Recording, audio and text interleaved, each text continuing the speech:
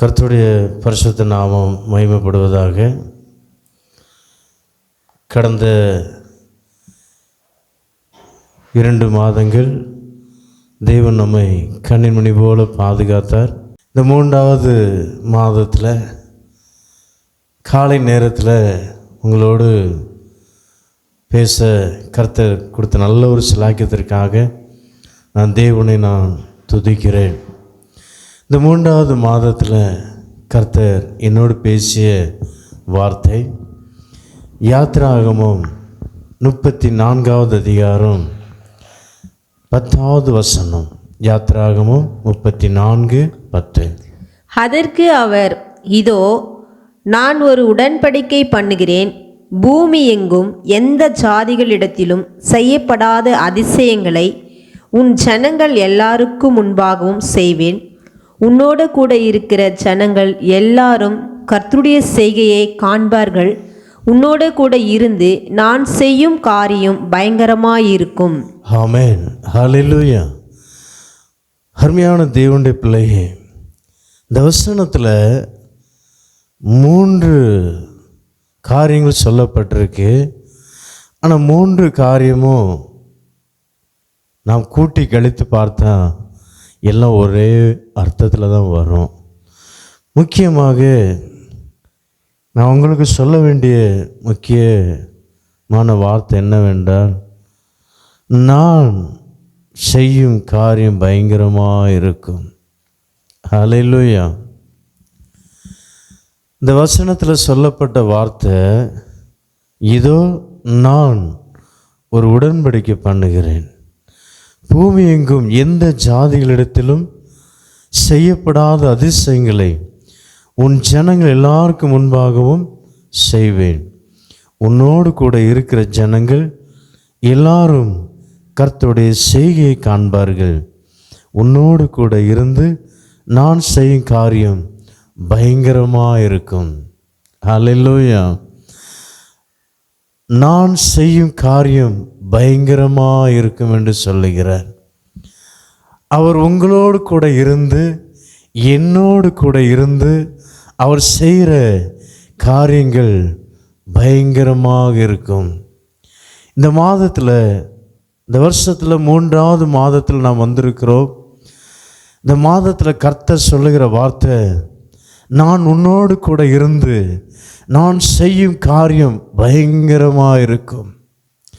அருமையான தேவனுடைய பிள்ளையே, தேவன் எப்படிப்பட்ட பயங்கரமான காரியங்களை செய்தார் என்று நாம் தியானிக்கும்போது நமக்குள்ள ஒரு விசுவாசம் வரும். நமக்குள்ளேயும் தேவன் பயங்கரமான காரியத்தை செய்வார். ஹல்லேலூயா. அருமையான தேவனுடைய பிள்ளையே, நான் அதிக நேரமாக இழுத்து கொண்டு போக நான் விரும்பலை. ஷார்ட்டாக நான் சொல்ல விரும்புகிறேன். வாங்க, நாம் தேவன் எப்படி பயங்கரமான அதிசயங்களை இல்லை என்றால் பயங்கரமான காரியத்தை யாருடைய நாட்களில் செய்தார், எப்படி செய்தார், என்ன செய்தார் என்று நாம் பார்ப்போம். இதில் நாம் வாசிப்போம். உபாகமம் 1வது அதிகாரம் 19வது வசனத்தில் நாம் இப்படியாக வாசிக்க முடியும். உபாகமம் 1:19.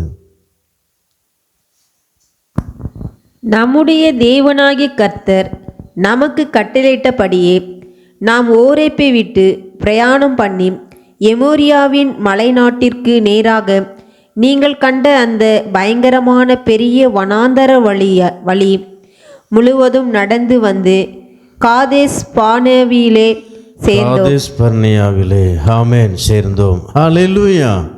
அப்போ இதில் நாம் என்ன பார்க்கிறோம்னா, ஜோசுவா தம்முடைய ஜனங்களுக்கு அவர் சொல்லுகிறார், நீங்கள் எப்படிப்பட்ட வழிகளில் நடந்து வந்தீர்கள் உங்களுக்கு தெரியுமா?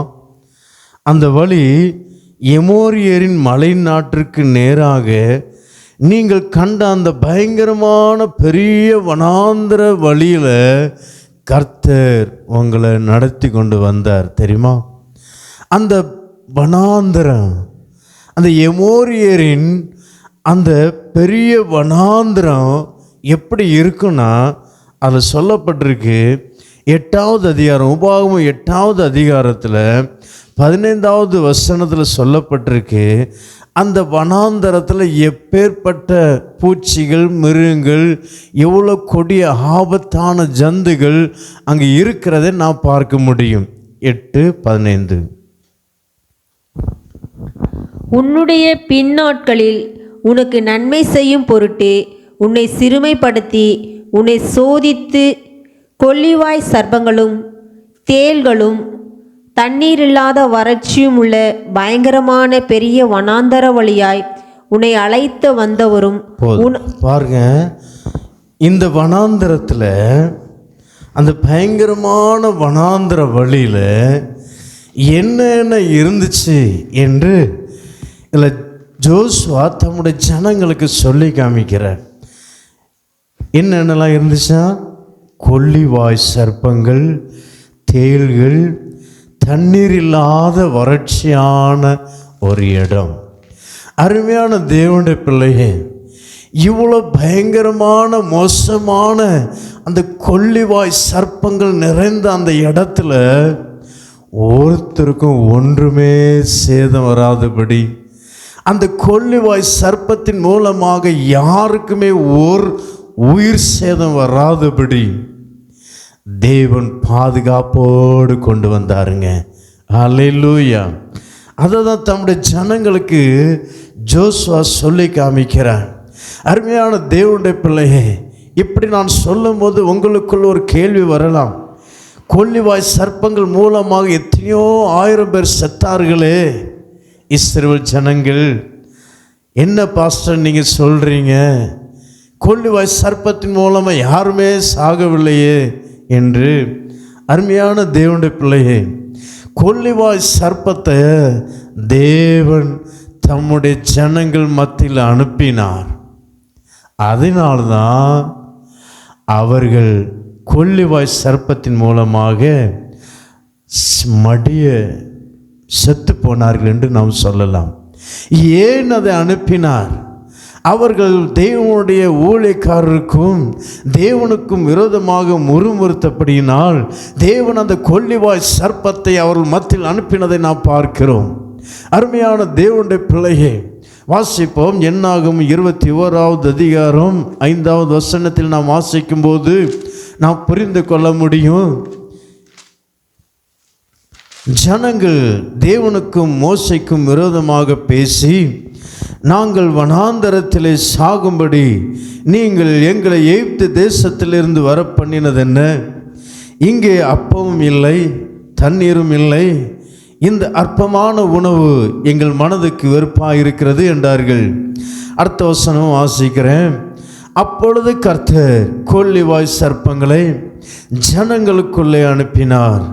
அவைகள் ஜனங்களை கடித்ததினால் இஸ்ரவேலருக்குள்ளே அநேக ஜனங்கள் செத்தார்கள். அருமையான தேவனுடைய பிள்ளையே, இப்பொழுது உங்களுக்கு புரிந்திருக்கும்.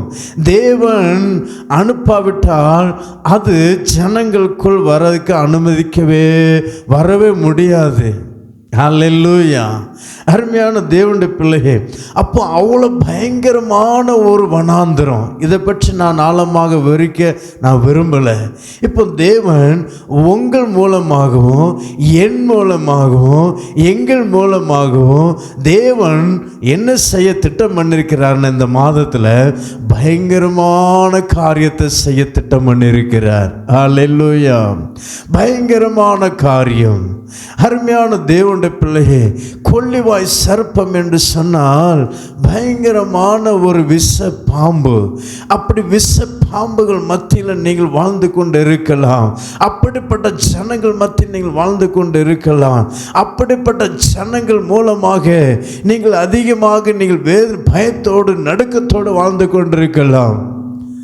இப்போ என்ன நடக்குமோ என்று தெரியவில்லையே என்று பயந்து இருக்கலாம். அருமையான தேவனுடைய பிள்ளையே, தேவன் சொல்லுகிற வார்த்தை, உங்களை கொண்டு அவர்களை தேவன் ரட்சிக்க போகிறார். ஹல்லேலூயா, ஹல்லேலூயா. அருமையான தேவனுடைய பிள்ளையே, உங்களை கொண்டு தேவன் பயங்கரமான காரியத்தை தேவன் செய்ய திட்டம் பண்ணியிருக்கிறார். அவ்வளவு பயங்கரமான கொள்ளிவாய் சர்ப்பங்களைப் போல அல்லது தேள்களைப் போல இருக்கலாம். தேள் எப்படி இருக்குங்க? தேளுடைய சுபாவம் எப்படி இருக்கும்? முன்னாடி சோத்திரம் சொல்லும், பின்னாடி வாழை வச்சு கடிக்கும்.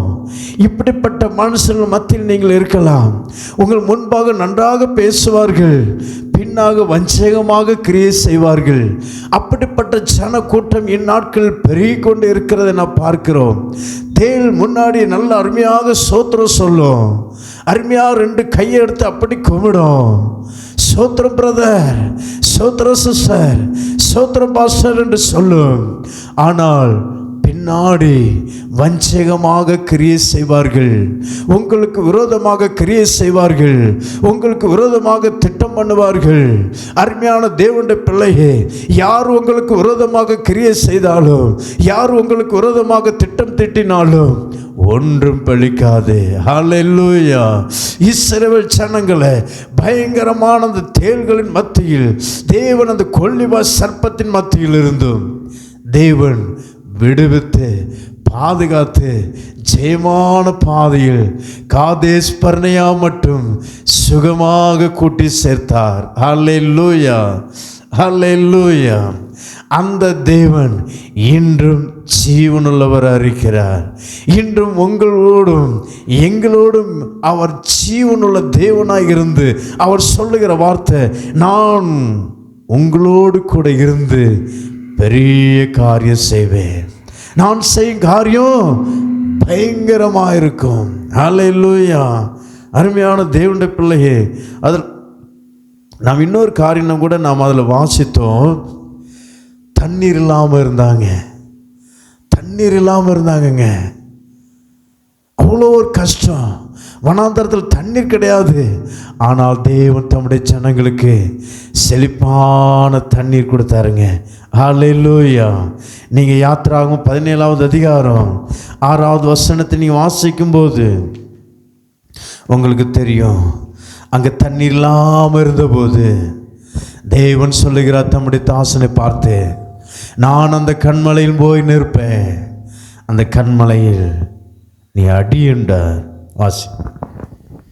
அங்கே ஓரேபிலே நான் உனக்கு முன்பாக கண்மலையின் மேல் நிற்பேன், நீ அந்த கண்மலையை அடி, அப்பொழுது ஜனங்கள் குடிக்க அதிலிருந்து தண்ணீர் புறப்படும் என்றார். அப்படியே மோசே இஸ்ரவேல் மூப்பரின் கண்களுக்கு முன்பாக செய்தான். ஹல்லேலூயா. அடுத்த வசனம். ஜனங்களுக்கு கண்மலையிலிருந்து தண்ணீர் வர வைத்தார். ஹல்லேலூயா. கண்மலையிலிருந்து தண்ணீர் வர வைத்தாருங்க. அந்த கண்மலையில் நான் நிற்பேன், கண்மலை நீ அடி என்று சொல்லுகிறார். தேவனை அடிக்கும்போது அந்த தேவனானவர் தண்ணீர் ஜனங்களுக்கு கொடுக்கிறார். அந்த இயேசு கிறிஸ்து ஆரம்ப நாட்கள் ஏதேன் தோட்டத்தில் அடிக்கப்பட்டார். மறுபடி இஸ்ரவேல் ஜனங்களுக்காக அந்த கண்மலையில் அவர் அடிக்கப்பட்டார். இப்பொழுது இந்த புதிய ஏற்பாட்டு காலத்தில் நமக்காக இயேசு கொல்கதா மலையில் அடிக்கப்பட்டாருங்க. அந்த இயேசு இன்றும் ஜீவிக்கிறவராக இருக்கிறார். அந்த இயேசு உங்களுக்குள்ளும் எங்களுக்குள்ளும் ஒரு ஜீவனுள்ளவராக இருக்கிறார். அவர் உங்களை பார்த்து நம்மை பார்த்து சொல்லுகிற வார்த்தை, நான் உன்னோடு கூட இருந்து நான் செய்யும் காரியம் பயங்கரமாக இருக்கும். ஆரம்ப நாட்களில் இந்த வனாந்திரம், பயங்கரமான வனாந்திரத்தில் தேவன் தம்முடைய ஜனங்களை வழிநடத்தி கொண்டு வந்தாருங்க.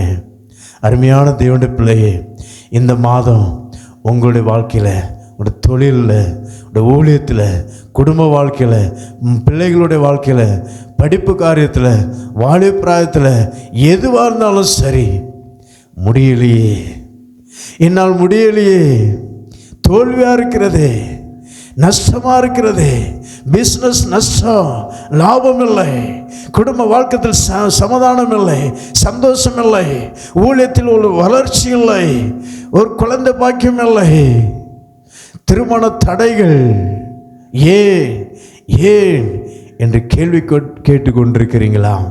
அருமையான தேவனுடைய பிள்ளையே, கர்த்தர் உங்களை பார்த்து சொல்லுகிறார், உங்களை கொண்டு பெரிய காரியங்களை, பயங்கரமான காரியங்களை இந்த மாதத்தில் கர்த்தர் செய்ய திட்டம் பண்ணி இருக்கிறார். உங்கள் குடும்பத்தில், உங்கள் பிள்ளைகளுடைய வாழ்க்கையில், உங்கள் தொழிலில் தேவன் பெரிய காரியம் செய்ய போகிறார். பயங்கரமான காரியம். யோபு 5:9 சொல்லப்பட்டிருக்கிறது, 9:10 கூட சொல்லப்பட்டிருக்கிறது. ஆராய்ந்து முடியாத பெரிய காரியங்களையும் எண்ணி முடியாத அதிசயங்களையும் அவர் செய்கிறவர். அருமையான தேவனுடைய பிள்ளை, கண்களை மூடுவோம், நாம் செபிப்போம். சர்வ வல்லமுள்ள பிதாவே, நன்றியோடு ஸ்தோத்திரிக்கிறோம். நான் உன்னோடு கூட இருந்து நான் செய்யும் காரியம் பயங்கரமாக இருக்கும் என்று சொன்னீரே. அந்த வார்த்தையின்படியே அப்பா, பயங்கரமான காரியம், ஆராய்ந்து முடியாத பெரிய காரியங்களையும் எண்ணி முடியாத அதிசயங்களையும் இந்த மாதத்தில் நீர் எங்களோடு அப்பா அந்த செய்தி கேட்ட ஒவ்வொரு ஜனங்களோடும் நீ செய்ய போகிறதற்காக உமக்கு நன்றி செலுத்துகிறோம், நன்றி செலுத்துகிறோம், நன்றி செலுத்துகிறோம். உமக்கே துதி கன மகிமையெல்லாம் செலுத்துகிறோம். இயேசு கிறிஸ்துவின் நாமத்தில் வேண்டிக் கொள்கிறோம் எங்கள் ஜீவனுள்ள பிதாவே. ஆமேன், ஆமேன். கர்த்தர் உங்கள் அனைவரையும் ஆசீர்வதிப்பாராக.